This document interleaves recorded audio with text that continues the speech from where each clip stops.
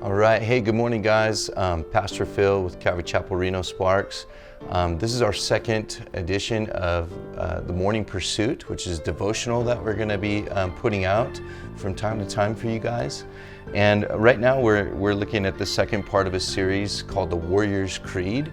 And we're just taking some time to look at some of the different men and women of the Bible who exhibited just a warrior-like faith in their pursuit of the Lord and serving Him. And it's based off of 2 Timothy chapter 2, verse 3 that says, "You therefore must endure hardship as a good soldier of Jesus Christ." And so sometimes following Jesus is not easy and we have to endure hardship. Well, this morning's warrior that we want to focus in on is David. And it comes from 1 Samuel chapter 17, where we see David taking on Goliath. And a couple of things I wanted to point out to you guys very simply this morning is, first of all, David's preparation. Secondly, David's motivation. And then how all of that became David's celebration. And so first of all, what was David's preparation? Well, he was taking care of the sheep. God had him serving by taking care of a flock of sheep.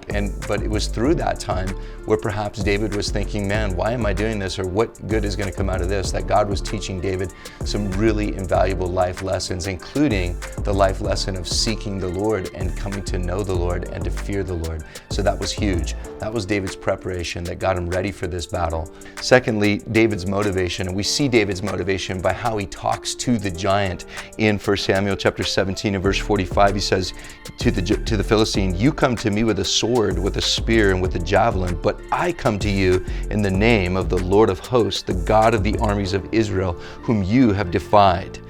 And he says, "This day the Lord will deliver you into my hand, and I will strike you and take your head from you. And this day I will give the carcasses of the camp of the Philistines to the birds of the air and the wild beasts of the earth." Listen, that all the earth may know that there is a God in Israel. You get the sense that David knows the God that he is fighting for, the God that he is serving. He has a relationship with him and he's motivated by love.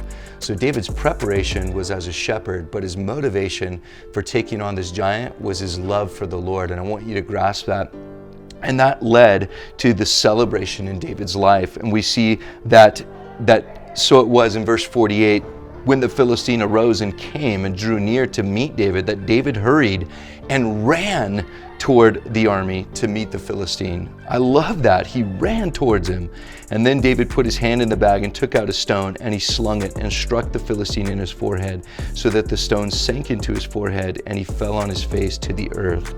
So notice there and then it says in verse 50, David prevailed over the Philistine with a sling and a stone and struck the Philistine and killed him. So what led to David's celebration of victory was his faith in the Lord.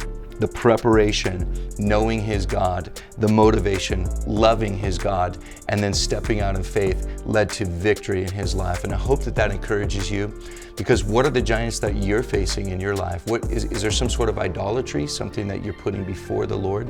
Is there some sort of a sin that's got you entangled?